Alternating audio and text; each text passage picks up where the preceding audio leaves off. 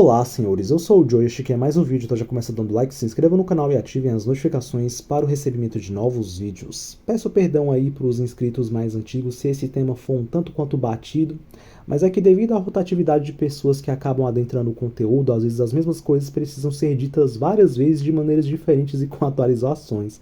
E uma coisa que eu percebo através dos comentários que eu vejo é que ainda existe um percentual significativo de caras que sofrem pela falta de uma Juliana, de uma Carolzinha, e esse vídeo será uma espécie de tratamento anti-mangina absoluto, onde eu elencarei motivos para você não sofrer mais pela falta de uma digníssima em sua vida. Então esse vídeo aqui ele não terá o intuito de demonizar a natureza feminina, mas simplesmente terá aí o objetivo de falar aquilo que eu entendo, aquilo que eu conheço, tanto de teórico quanto prático, sobre o comportamento delas e o porquê que você não deveria sofrer por elas na sua vida.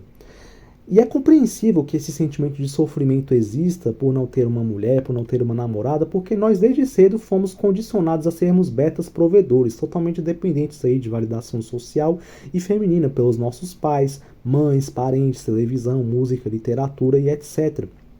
E eu também noto que alguns caras possuem uma autoestima baixíssima, principalmente os caras aí da segunda metade da geração Y e geração Z em diante. E esses caras eles se enxergam como inferiores por não estarem na dinâmica dos relacionamentos. Só que eu digo uma coisa pra vocês. Se você se enxerga como alguém inferior pelo simples fato de nenhuma digníssima te dar bola, você não aprendeu sobre o que é a verdadeira masculinidade. E você está com claros sintomas de emasculação. Se enxergar como alguém de baixo valor por não estar se relacionando ou pegando alguém é coisa delas, de modo que o homem que pensa assim está tomado pela linha de pensamento ginocêntrica. O homem, por natureza, ele tem inclinação a explorar as diversas amplitudes em termos de sentido da vida, objetivos, metas, descobertas, ver as coisas de maneira mais aprofundada. Então, quando se pensa, por exemplo, em filosofia, quais são os grandes nomes que te vêm à cabeça? Aristóteles, Sócrates, Platão. Quem foram os grandes navegadores? Quem foram ali os que descobriram países? Foram todos homens.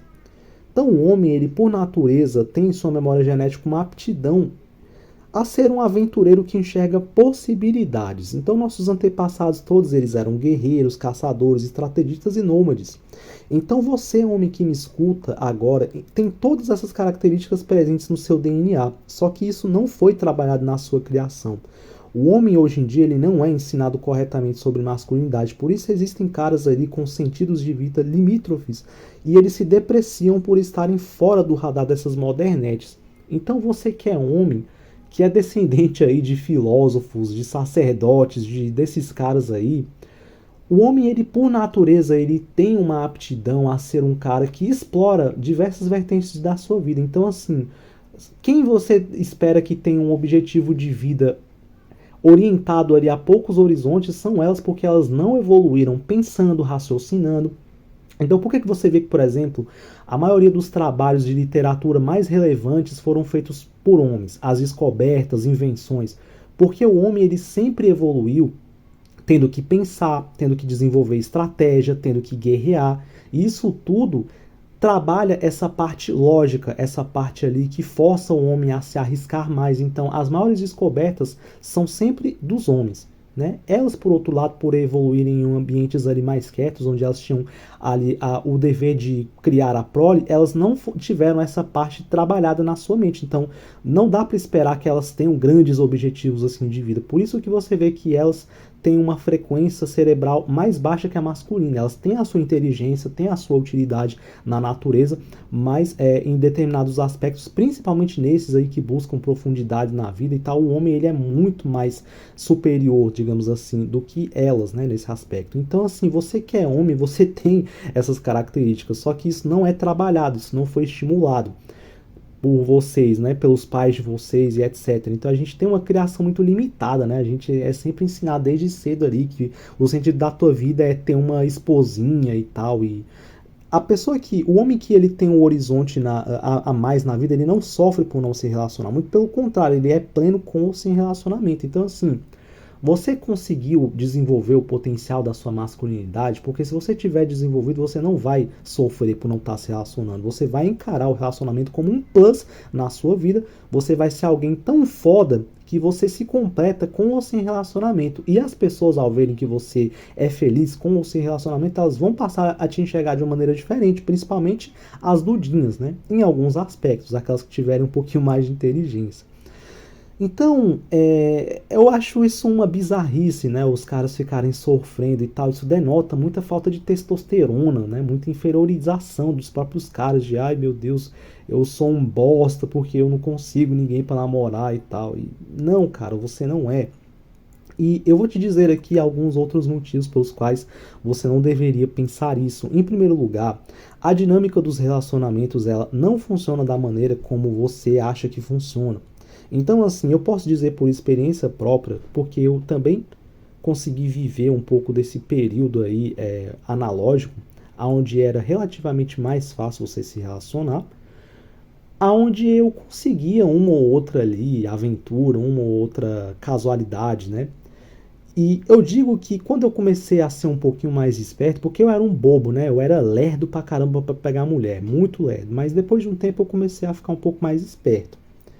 E quando eu consegui ficar um pouco mais esperto nesse sentido, que eu comecei a perceber como é que eram as táticas, eu via que muito do fato de você pegar uma outra dudinha não é porque você é um cara nobre, não é porque você é um cara de repente superior, isso varia muito, isso vai muito do ambiente que você tá, isso vai muito da circunstância.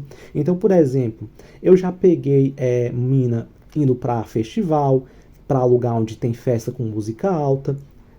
Então, esse tipo de ambiente muitas vezes abaixa a frequência cerebral de quem está ali. Então, uma mina, por exemplo, em micareta, em ambientes ali que as pessoas já estão tudo sambada, é muito mais fácil de você pegar uma mina nesse tipo de ambiente. Hoje em dia isso dá problema, né? Porque tem a lei do assédio, de, né, esluфo de vulnerável. Então, assim, se você pegar uma mina bêbada, ainda que o cara tiver bêbado e mais a mulher tiver bêbada também, só o cara que se ferra. Então, mas antigamente não era tão assim.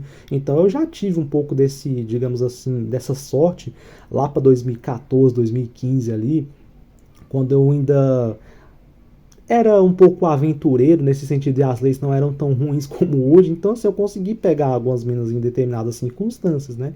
Então vai muito de sorte, vai muito da ocasião. E outra coisa, você para pegar mina, você tem que baixar muito a sua régua moral, então você tem que fazer coisas que normalmente você não faria, mas você só faz para pegar a mulher.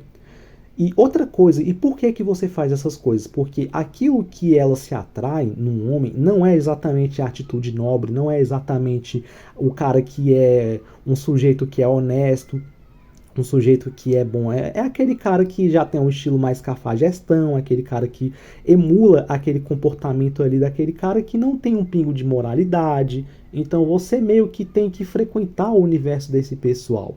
Você tem que frequentar os ambientes que essas pessoas frequentam, você tem que ter parte dos hábitos. Então, parte daquilo que te faz pegável, digamos assim, pelas digníssimas, é você ter um convívio social com o pessoal que é bonobo. E eu vejo que muitas dessas pessoas que não conseguem ter sucesso com a mulherada, isso coincide com o fato de muitos caras não aguentarem, por exemplo, viver num ambiente de trabalho onde você tem que ter uns colegas ali de chão de fábrica, onde você vai ter que lidar com as conversas. O pessoal simplesmente não consegue tancar isso. E o pessoal não percebe que a questão vai muito além da aparência. Eu não descarto que a teoria da aparência esteja correta, mas assim, eu vejo como algo que não é completo. Essa teoria, por exemplo, da pílula negra da aparência, ela é limitada em certos pontos e ela não contempla o contexto social, porque você sabe que Shed, embora exista sim, embora exista a atração feminina por homens de boa genética, a gente sabe que em números de percentual, um cara com uma aparência de Shed, ele é muito raro. Né? Então, a maioria dos homens, cerca de 95% ou mais, são considerados feios de aparência pela maioria delas. Então, a maioria dos caras não vão ser Shed. Então, a maneira pela qual elas se relacionam é basicamente pela maneira hibristofílica.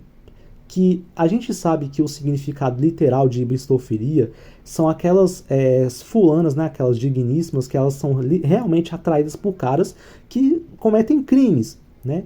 Mas a gente estende esse conceito de hibristofilia aqui para digníssimas que são atraídas por caras que têm algum elemento maligno na sua personalidade. Então, às vezes podem ser caras que simplesmente são cafajestes, caras que traem, caras que simplesmente são desonestos, caras que são pilantras e etc. Então, não precisa necessariamente ser caras ali que cometem crimes, mas o indivíduo que é sem vergonha, o cara que é pilantra, o cara que de repente faz coisas ali que não são funcionais ali para a sociedade, né? Indivíduos que têm funcionalidade zero na sociedade. Então, podem ser esses caras. Então, toda digníssima tem ali em seu DNA um potencial hibristofílico, baixo, médio ou alto. Um pequeno percentual tem um potencial alto, que são aquelas lá que se atraem por aqueles bandidos lá que estão na cadeia, que escrevem carta lá pro maníaco do parque, aquelas donas. Essas aí são um percentual baixíssimo. E um outro percentual baixo também tem um baixo percentual de hibristofilia, que é aquela ali que se atrai por aquele cara ali que é um pouquinho cafajeste e tal, tem uma ou outra característica, mas eu acredito que a maioria delas tem um potencial médio de hibristofilia, que é o que? É aquela lá que se atrai por aquele cara ali que é pilantra, cafajeste, Zé Drugs, né? Ou que pelo menos emula o estilo de vida Zé Drugs, aquele cara que vai ali para baile funk, aquele cara ali que tá no polo indomável, porque ela considera esse cara um desafio, esse cara mexe com a necessidade que elas têm ali de drama, caos e interrupção abrupta da rotina.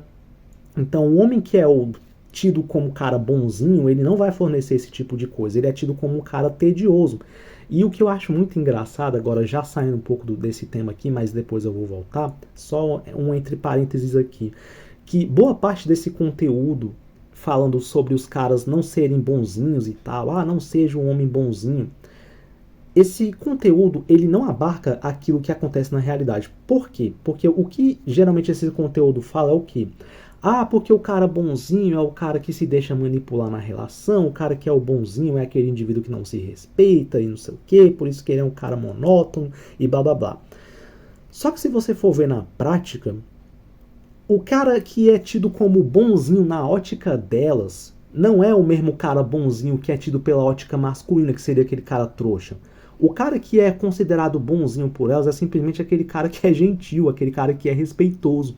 Então você vê diversos e diversos relatos de digníssimas aí falando na internet que elas saíram com um cara que tratou elas super bem, o cara muitas vezes até tinha carro, tinha uma boa condição financeira. Você vê inúmeros e inúmeros relatos desse tipo. Aí ela vai, elogia o cara, fala que o cara tratou ela como uma princesa, fala que o cara ligou até para a família dela para dizer onde é que eles estavam, para que não houvesse preocupação. O cara simplesmente foi um gentleman. E aí ela vai, elogia esse cara, fala que esse cara ali tratou ela super bem, mas no final das contas, por algum motivo muito misterioso, ela fala que não deu certo, que não foi adiante. E aí, ao mesmo tempo que elas falam isso desses caras, elas vão falar na internet sobre o boy lixo, e aí elas vão falar que esse cara tratou ela mal, que esse cara fez isso, mas aí na história ela vai falar que ela deu pro cara, ela vai falar que ela foi na casa dele, no primeiro encontro, sendo que para outros tipos de cara, pro cara que ela trata bem, que trata ela bem, ela não dá esse tipo de liberdade. Então, assim, é um negócio desproporcional. Os caras que elas reclamam, geralmente são os caras que elas mais dão liberdade. E o cara que mais trata elas bem são os caras que elas mais dificultam o acesso a tudo. São os caras que geralmente elas fazem de trouxa, são os caras que fazem muita coisa por ela e elas não fazem nada. Então eu tava vendo até aquela música lá da Anitta, né? Aquela música que deu uma polêmica lá no carnaval. No carnaval não, foi na virada do ano novo, né? Que é aquela música onde ela fala, olha o tamanho da peça, olha o tamanho da peça. Então tem um verso naquela música que ela fala, eu dei pra um cara machista, o cara tem uma peça grande, mas pena que não raciocina. Então, eu acho que essa música ela exemplifica muito do que é a mulher moderna hoje em dia, porque elas dão pra esse tipo de cara mesmo. É esse tipo de cara que elas geralmente dão, sabe? E o fato delas darem para esses caras diz muito sobre a maneira como elas encaram as relações. Porque o cara que é bom geralmente é o cara que elas fazem de trouxa e dificultam e simplesmente utilizam esse sujeito para contrabalancear. E o cara que não presta, o cara que não tem valores, geralmente é o cara que ativa nela essa necessidade que elas têm de drama, de caos e de interrupção abrupta da rotina. E por que elas têm esse tipo de necessidade? Vocês já pararam para pensar nisso? Eu tava refletindo, e eu assisto um pouco do canal Fúria e Tradição, aliás, é um canal muito bom que eu recomendo que vocês vejam, apesar de eu não concordar com tudo que ele diz, eu concordo com um percentual significativo, e uma coisa que ele fala é que as digníssimas, elas vivem em um tédio constante. Elas são muito mais entediadas do que os homens, e isso é verdade, né? Boa parte daquilo ele explica que elas são entediadas pelo fato de elas terem ali uma mask appeal muito mais elevada, então elas vivem uma vida, digamos assim, de muito mais pisar em ovos, tanto umas contra as outras, quanto em meio à sociedade. Então elas são muito mais, digamos assim, cautelosas no sentido de não mostrar o lado profano e tal. Então isso faz com que elas vivam um tédio muito fácil. Então, assim, se elas tiverem um cara ali que for um cara bonzinho, por que ela vai se sentir entediada com esse cara? Porque na questão comportamental, pelo fato de elas viverem um tédio constante, também pelo fato de elas não terem grandes objetivos assim de vida tão nobres, elas não têm uma amplitude de pensamento tão grande quanto a masculina, o cérebro delas funciona numa frequência muito mais baixa, então o horizonte delas, a maneira de enxergar a vida, os assuntos que elas conversam, você vê que são assuntos mesmo que não têm muita profundidade. Por quê? Porque elas têm um horizonte mesmo limitado às necessidades básicas. Então, esse é o fato número 1. Existe também o fato número 2, que é o fato delas viverem nessa situação onde elas não podem, né, mostrar o lado profano. Então, isso daí também ocasiona um certo estresse, mas também tem uma outra coisa que eu vejo. Ainda nessa questão delas não mostrarem o seu lado profano e tal, a gente vê que no caso do homem, o homem ele tem aquele espírito de quinta série muito elevado, onde o cara faz piada o tempo todo, né, xinga. Então eu me lembro no meu local de serviço ali que era uma sacanagem completa quando tinha ali só os caras no local, no vestiário masculino, era sempre aquelas piadinhas ali besta de quinta série e tal. E eu lembro até que meus amigos, no grupo de amigos que eu tenho do Brasil, o nome do grupo que a gente tem é um xingamento direcionado a um membro do grupo a cada mês. Então, tipo, o mês passado era eu, no outro mês vai ser o outro membro, no outro mês vai ser outro. Então, sempre é um xingamento lá que a gente coloca. Então, assim, a nossa zoeira é uma zoeira muito baixo nível. Tipo, a gente se via lá, falar, sua vadia, não sei o que, era desses nomes pra baixo, entendeu? Era sempre um xingando o outro e tal. E a gente que é homem, a gente tem essa coisa de espírito de quinta série. Por quê? Porque a gente tem o nosso lado podre e o homem ele mostra esse lado podre muito mais leve, muito mais frequentemente. Agora você vai fazer uma brincadeira dessa com a digníssima presente, elas vão ficar chocadas. Então, assim, tanto é que todo ambiente masculino que tem uma digníssima perto, geralmente as brincadeiras não costumam ser as mesmas. Por quê? Porque não pode, porque isso choca elas. Então os caras começam a se controlar. Então isso é uma merda, né? Porque você vê que estraga o ambiente. Então esse tipo de demonstração mostra um pouco do porquê que geralmente os homens eles tendem a ser mais alegres, tendem a ser mais felizes. Então esse foi o exemplo número 2. E tem também o fato de a vida cotidiana de hoje em dia também ser uma vida muito mais estressante para elas do que antigamente. Então hoje em dia elas têm que lidar com o mercado de trabalho, com dupla jornada, né? Elas vão lá, elas não conseguem tancar uma vida de CLT. Então, eu já falei em outros vídeos que o número de digníssimos assim, que eu via surtando em local de trabalho sempre foi um número muito maior de digníssima pegando atestado. Então, hoje em dia, elas são muito mais frustradas, muito mais estressadas. Tanto é que o conteúdo feminino falando mal de homem, ele é muito mais pesado do que o conteúdo de homens falando mal delas. Por quê? Porque elas são muito mais frustradas, elas são muito mais, digamos assim, desequilibradas mesmo, entendeu? Estressadas e tal, de mal com a vida mesmo, sempre insatisfeitas com alguma coisa. Por quê? Por conta de todos esses elementos, entendeu?